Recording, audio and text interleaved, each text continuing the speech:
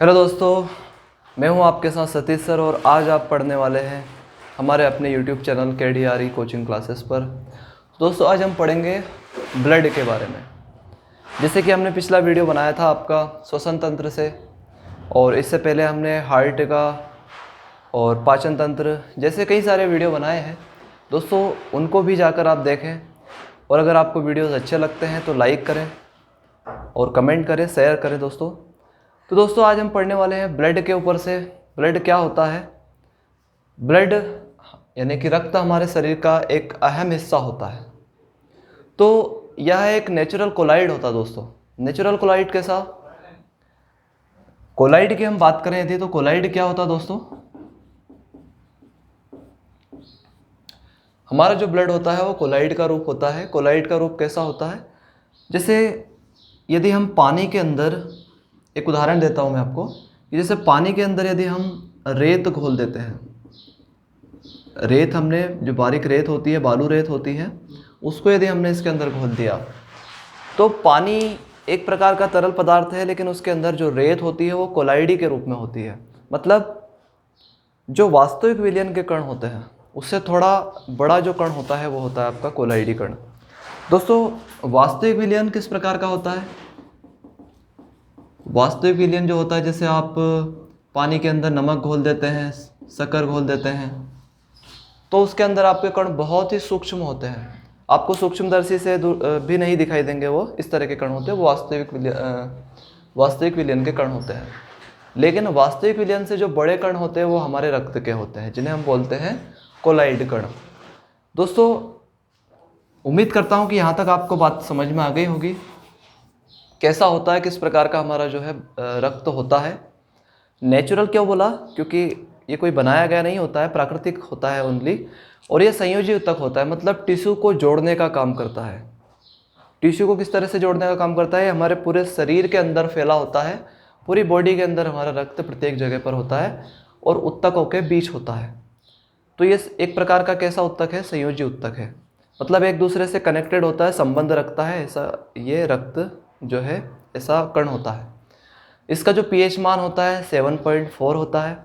दोस्तों यदि रक्त का pH मान 7.4 है, इसका मतलब रक्त कैसा है? इसका मतलब रक्त है आपका क्षार। मैंने आपको पहले भी बता चुका हूँ कई बार कि अगर 7 से pH मान अधिक ऊपर चलते हैं, यानी कि 7, 8, 9, 10, 11, 12, 14 तक, तो वहाँ तक आपको क्षार मिलेगा। और अगर 7 से कम pH मान होता है तो अम्ल मिलेगा।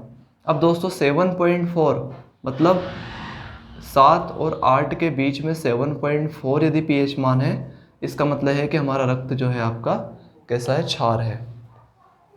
दोस्तों जो हमारे रक्त का जो निर्माण होता है वो बोन मैरो में होता है, यानी कि हड्डियों के अंदर जो स्थान होता है वहाँ पर उसको बोन मैरो बोलते हैं, और उसके अंदर जो है हमारे ब्लड का निर्माण होता है, जिसे हम बोलते हैं अस्थि मज्जा हिंदी में।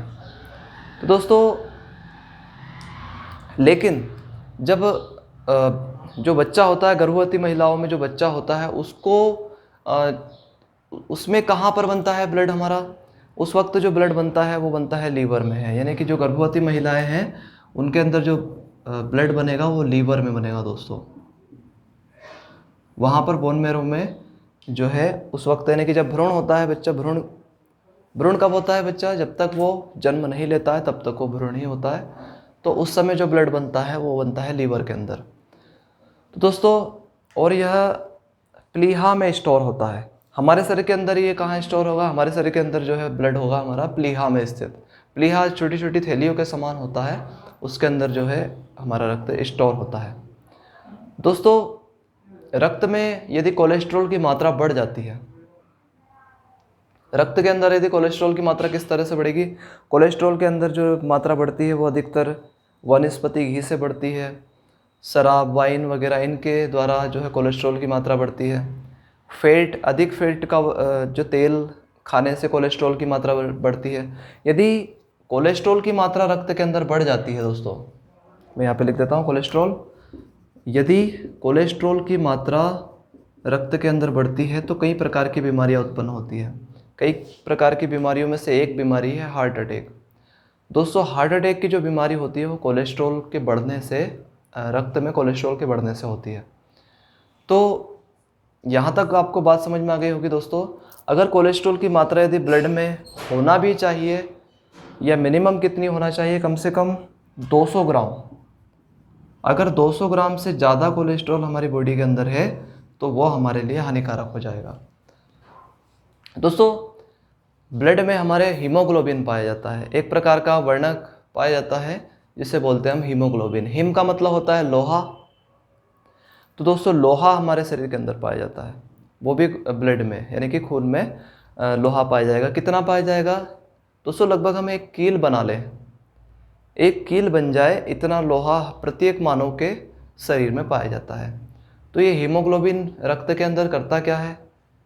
तो दोस्तों ये जो हीमोग्लोबिन है हमारे शरीर के अंदर ऑक्सीजन का परिवहन करता है। जब हम श्वास लेते हैं तो जो हीमोग्लोबिन यानी कि जो आयरन होता है, इसे आयरन बोल देंगे, तो आयरन ऑक्सीजन को अपने पास रखकर पूरे ब्लड के अंदर फ्लो कराता है, मतलब शरीर के विभिन्न भागों तक पहुंचाने का कार्य करता है। ये काम कौन करेगा दोस्तों? हीमोग्लोबिन करेगा। यहाँ पे लिख देता हूँ मैं, हीमोग्लोबिन। तो ये कार्य हमारा हीमोग्लोबिन करता है। दोस्तों यदि हीमोग्लोबिन की कमी हो जाती है शरीर के अंदर, तो हीमोग्लोबिन की कमी से एक प्रकार की बीमारी होती है जिसे हम बोलते हैं एनीमिया। सब जानते हैं कि एनीमिया किसकी कमी से होता है? एनीमिया हीमोग्लोबिन की कमी से होती है। यदि शरीर के अंदर आयरन की मात्रा कम हो जाती है तो इससे बीमारी होती है एनीमिया। लेकिन दोस्तों कभी कभी क्या होता है कि आयरन की मात्रा शरीर के अंदर बहुत ज़्यादा बढ़ जाती है। तो यदि आयरन की मात्रा बढ़ जाती है तब भी एक प्रकार की बीमारी हो जाएगी, जिसे हम बोलेंगे हीमोसिया। दोस्तों यहाँ ये बात किसी ने नहीं बताई होगी अब तक आपको। तो हीमोग्लोबिन में यदि रक्त में यदि हीमोग्लोबिन की मात्रा बढ़ गई तो कौन सी बीमारी होगी? उसका नाम है हीमोसिया। और यदि हीमोग्लोबिन की कमी हो गई तो कौन सी बीमारी होगी? एनीमिया।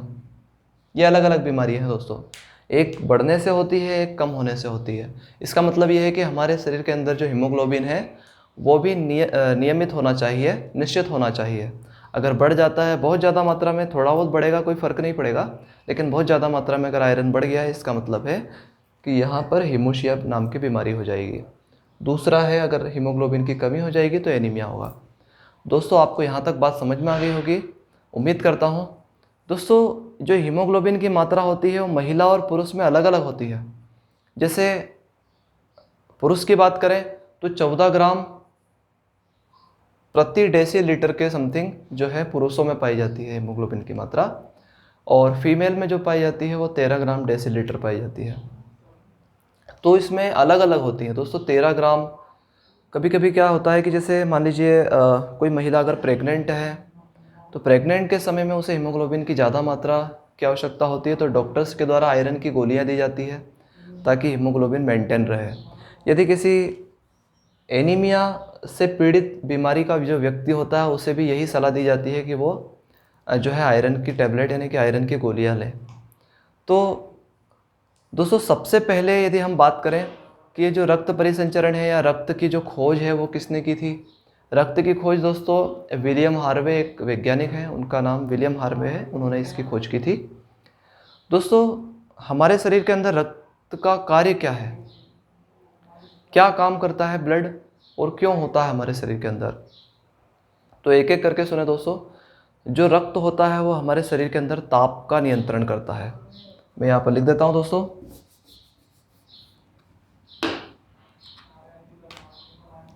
रक्त के कार्य।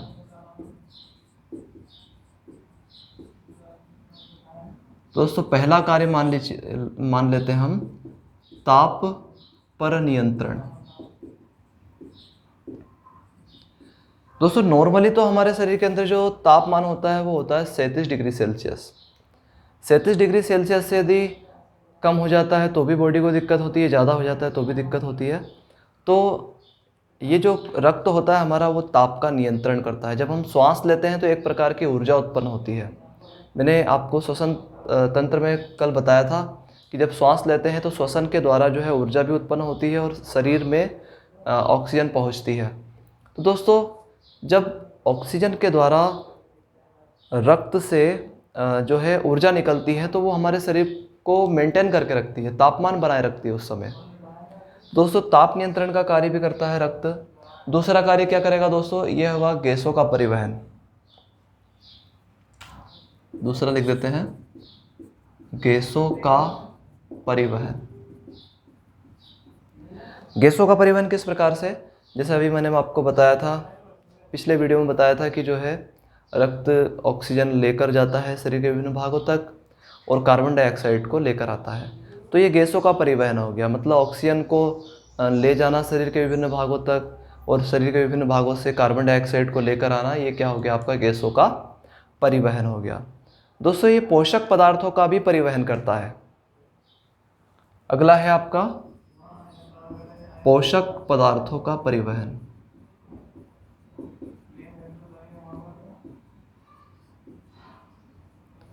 दोस्तों पोषक पदार्थों का परिवहन किस प्रकार से, जैसे जब हम खाना खाते हैं, एक वीडियो मैंने आपको बताया था पाचन तंत्र का। दोस्तों आप सारे वीडियो यदि देखेंगे तो एक से एक जो है रिलेट करेंगे ये वीडियोस, सारी जानकारी एक दूसरे के काम आएंगी। तो मैं चाहता हूँ कि वो वीडियो भी आप देखें। तो दोस्तों उसके अंदर मैंने आपको बताया था कि जब जो आपका आहार नाल होती है, आहार नाल से भोजन जो है, आहार नाल के द्वारा यानी कि छोटी आंत के द्वारा जो है भोजन को अवशोषित किया जाता है। तो अवशोषित जब भोजन को किया जाता है तो भोजन में उपस्थित आवश्यक कण जो है रक्त के अंदर मिल जाते हैं और रक्त के अंदर मिलने के बाद वो शरीर के विभिन्न भागों तक हृदय के द्वारा पहुंचते हैं। तो इसका मतलब ये कार्य कौन करेगा, ऐसा ये कार्य जो है आपका रक्त ही करेगा, क्योंकि रक्त ही जो है पोषक पदार्थों को हमारी आंतों से विभिन्न भागों तक ले जाने का कार्य करता है। चलिए दोस्तों ये एक काम और करता है, उत्सर्जित पदार्थों का परिवहन। यहाँ पर लिख देता हूँ मैं, उत्सर्जित पदार्थों का परिवहन। उत्सर्जित पदार्थ किस तरह से, दोस्तों हमारे रक्त के अंदर कई प्रकार के उत्सर्जित पदार्थ होते हैं जिसको किडनी हमारी जो है साफ़ करती है और साफ़ करने के बाद उसको जो है जो अपशिष्ट पदार्थ होता है उसे मूत्र में मिला देती है और मूत्र के द्वारा उसको अपशिष्ट पदार्थ को बाहर कर दिया जाता है, जैसे अमोनिया, यूरिया, जैसे हमारे शरीर के अंदर ऐसे पदार्थ बनते हैं जो रक्त में ही घुले होते हैं। अब रक्त में घुले होते हैं लेकिन इनको बाहर करना आवश्यक होता है, क्योंकि अमोनिया जहरीला होता है, यूरिया की मात्रा बढ़ जाएगी तो भी शरीर के लिए हानिकारक है। तो दोनों को बाहर करने के लिए एक अंग होता है जिसे हम बोलते हैं किडनी, और किडनी के द्वारा जो है रक्त को साफ किया जाता है। अगर रक्त किडनी के पास आएगा तभी तो वो साफ करेगा, इसका मतलब ये रक्त का ही कार्य है, रक्त के ही द्वारा जो है उत्सर्जित पदार्थ बाहर हो जाते हैं।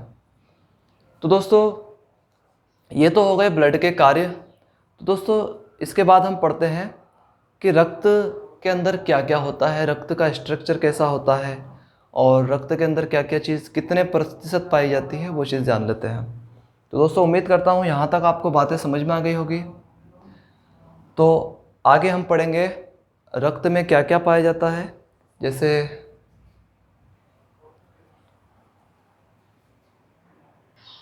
तो दोस्तों जैसा कि आप देख रहे हैं कि ब्लड के दो भाग यहाँ पर दिखाई दे रहे हैं आपको, एक तो है आपका प्लाज्मा, दूसरा है रुधिराणु। दोस्तों प्लाज्मा जो हमारे ब्लड के अंदर होता है वो होता है 60% होता है, लगभग कहीं कहीं पर 55, 56 या 60 भी लिखा होगा, तो एवरेज मान लेते हैं कि यहाँ पर 60% हमारे शरीर के अंदर प्लाज्मा होता है। दूसरा होता है रुधिराणु। रुधिराणु लगभग अगर ये 60 है तो फिर ये 40% रहेगा, 40% रुधिराणु होता है। ये किस प्रकार से होता है दोस्तों, जैसे कि जो प्लाज्मा है एक वो विलय की तरह काम करता है, विलायक की विलायक की तरह हमारा जो है प्लाज्मा काम करेगा और विलय की तरह जो है हमारा रुधिराणु काम करेगा। मतलब किसी चीज़ में अगर हम किसी चीज़ को घोलते हैं तो जिसमें घोलते हैं वो हो गया आपका विलायक और जिसको घोलते हैं उसको बोलते हैं विलय। दोस्तों जो प्लाज्मा होता है ब्लड के अंदर वो प्लाज्मा विलायक की तरह होता है और जो रुधिराणु होता है वो हमारा विलय होता है, यानी कि जो घुला रहता है। दोस्तों रुधिराणु एक ठोस कण होता है, मतलब जो रक्त के कण होते हैं उन्हें हम बोलते हैं रुधिराणु, और इसके अंदर पोषक पदार्थ भी होते हैं। लेकिन यहाँ पर प्लाज्मा क्या होता है, एक तरल द्रव होता है ओनली, और इसके अंदर ज़्यादा कुछ नहीं होता है। इसके अंदर दो प्रकार की चीज़ें होती हैं, एक तो होता है आपका फाइब्रिनोजेन प्रोटीन होता है और दूसरा होता है प्रोथाम्बिन प्रोटीन। दोस्तों प्लाज्मा में इन दोनों की बहुत अहम भूमिका होती है। जो फाइब्रिनोजेन है या प्रोथाम्बिन है, अगर इन दोनों में से किसी एक को हटा दें तो ये रक्त का कलर भी बदल जाएगा। और दोस्तों बहुत सारी बीमारियों में ये लड़ने में सहायता करता है आपका प्लाज्मा भी। तो फाइब्रिनोजेन भी ज़रूरी है, प्रोथाम्बिन प्रोटीन भी इसके अंदर ज़रूरी है। दोस्तों याद रहेगा कि ये कहाँ पर होते हैं, ये होते हैं आपके प्लाज्मा में। तो प्लाज्मा में आपका कौन कौन सा प्रोटीन होगा, एक तो फाइब्रिनोजेन होगा, दूसरा होगा आपका प्रोथाम्बिन प्रोटीन। दोनों प्रोटीन इसके अंदर पाए जाते हैं। दोस्तों अब हम बात कर लेते हैं रुधिराणु की। इसको बोलते हैं कार्पल्स। इसमें 3 भाग होते हैं रुधिराणु के। जो हमारा मुख्य भाग होता है रक्त का, जिसे हम रुधिराणु बोलते हैं, और उसके 3 भाग होते हैं।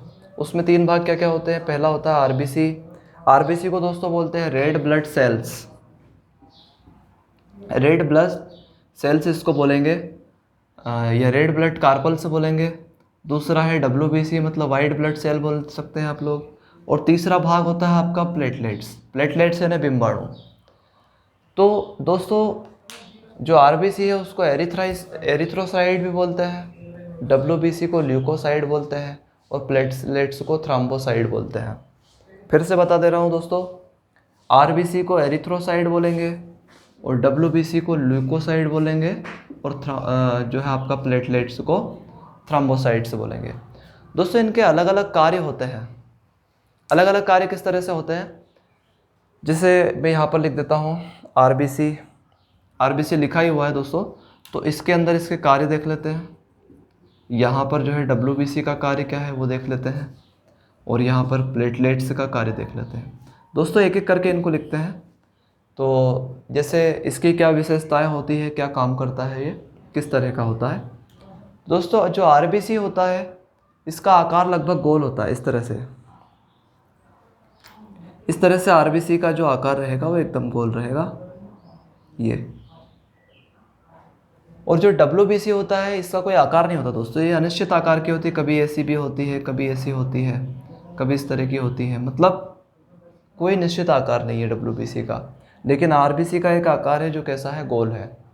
दोस्तों इसका जो आकार होगा वो उत्तल होगा। इस तरह का आकार इसका होता है, ये बीच में से उठा हुआ होता है, लगभग गोलाई में हो या ना हो, लेकिन बीच में से उठा हुआ होगा, यानी कि उत्तल आकार इसका होता है। उत्तल आकार बोल सकते हैं, जैसे आपका लेंस होता है उत्तल, उसी तरह का होता है, यानी कि बीच में से उठा हुआ रहता है। तो दोस्तों अगर हम किसी पर्वत पर यानी कि ऊंचाई पर जाते हैं तो ये जो आरबीसी है उसका आकार बढ़ने लगता है, ऑटोमेटिकली जो है आरबीसी का आकार बढ़ने लगता है। और इसके ऊपर कोई फ़र्क नहीं पड़ता, बिम्बाणु के ऊपर भी ऊंचाई पर जाने पर कोई फ़र्क नहीं पड़ता। दोस्तों इसमें जो लाइसोसोम होता है, इसमें लाइसोसोम और केंद्रक नहीं होता। मैं यहाँ पे लिख देता हूँ लाइसोसोम और केंद्रक। दोस्तों लाइसोसोम और केंद्रक जो है आरबीसी में नहीं पाया जाता। मैं यहाँ पे कट का निशान लगा दिया है, इसका मतलब नहीं पाया जाता है। दोस्तों इसके अंदर केंद्रक पाया जाता है। जो डब्ल्यूबीसी है इसके अंदर केंद्रक होगा, केंद्रक पाया जाएगा। और जो प्लेटलेट्स होता है इसके अंदर भी केंद्रक पाया जाएगा। दोनों केंद्रक होता है, मतलब डब्ल्यूबीसी में भी केंद्रक होता है, प्लेटलेट्स में भी होता है, लेकिन आपका आरबीसी यानी कि रेड ब्लड सेल्स के अंदर केंद्रक नहीं पाया जाता है, और ना ही इसके अंदर लाइसोसोम पाया जाता है। दोस्तों रुधिराणु का ये 95% भाग बनाता है कौन, आरबीसी। जो रेड ब्लड सेल्स होता है ये हमारे रुधिराणु की बात कर रहे हैं, पूरे ब्लड की बात नहीं कर रहे हैं। सिर्फ रुधिराणु का कितना प्रतिशत भाग बनाता है, ये 95% भाग। मतलब जो बाकी बचा रहेगा वो केवल आपका 5% भाग बनाएगा। डब्ल्यूबीसी और प्लेटलेट से मिलकर 5% भाग बनाएगा। दोस्तों किसकी मात्रा किस में कितनी पाई जाएगी वो भी जान लीजिए। जैसे आपका आरबीसी है, इसके अंदर 1 लीटर ब्लड की यदि हम बात करें तो इसके अंदर 50 लाख, जो 50 लाख क्या पाए जाएंगे, आरबीसी पाए जाएंगे। इसकी संख्या होती है 50 लाख। और इसकी यहाँ पर डब्ल्यूबीसी की बात करेंगे तो ये पाई जाएगी 10,000। यहीं से देख लीजिए आप, 10,000 है, ये 50 लाख है। और इधर पाई जाएगी आपकी, यहाँ पर पाई जाएगी 2 लाख। 2 लाख जो है आपका पाया जाता है बिंबाणु यानी कि प्लेटलेट्स पाया जाता है इसके अंदर।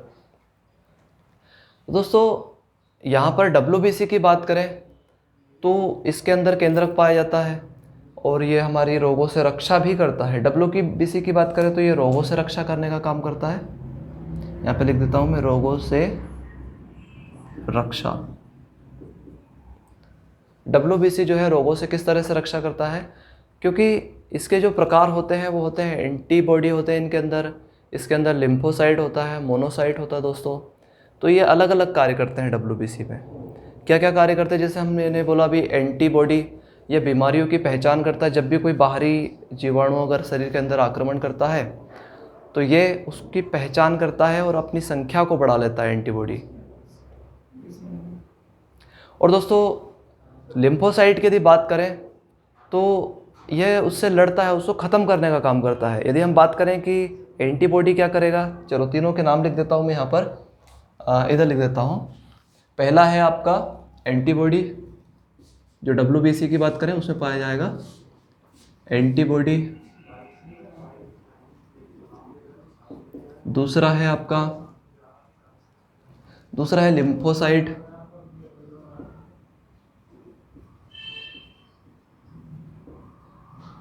और तीसरा भाग दोस्तों है आपका, तीसरे भाग की बात करें तो मोनोसाइट हो जाएगा। दोस्तों ये अलग अलग कार्य करेंगे। जैसे एंटीबॉडी क्या करेगा कि अगर कोई जीवाणु बाहर से आता है तो उसकी पहचान करता है और सजग हो जाता है, एक्टिव हो जाता है, जो किसको बोलता है, जो लिम्फोसाइट होता है इसके अंदर टी सेल होती है। लिम्फोसाइट के अंदर टी प्रकार की जो सेल्स पाई जाती हैं। तो टी सेल क्या करेंगे, उन जीवाणुओं को जाकर मारेंगी, लेकिन एंटीबॉडी क्या करेगा, उसकी पहचान करेगा। और दोस्तों अगर मोनोसाइट की बात करें तो जब जीवाणु बॉडी के अंदर मर जाते हैं तो उन मरे हुए जीवाणु को नष्ट करने यानी कि खाने का काम कौन करता है, मोनोसाइट। सबसे बड़े आकार में पाया जाता है मोनोसाइट, और ये जीवाणु को नष्ट कर देता है। जैसे मान लीजिए यदि जीव मर तो गया, लेकिन वो शरीर के अंदर ही उसका कचरा है, यानी कि वो जीवाणु मरे हुए हैं, परंतु वो शरीर से बाहर निकालना उनको ज़रूरी है या उनको नष्ट करना ज़रूरी होता है। तो उसको नष्ट करने का काम आपका मोनोसाइट करेगा। तो दोस्तों उम्मीद करता हूँ कि यहाँ तक आपको वीडियो अच्छे से समझ में आया होगा। अगर आपको वीडियो पसंद आया हो तो लाइक करें दोस्तों, सब्सक्राइब करें और चैनल को जो है वीडियो को शेयर भी करें। जय हिंद दोस्तों, जय भारत।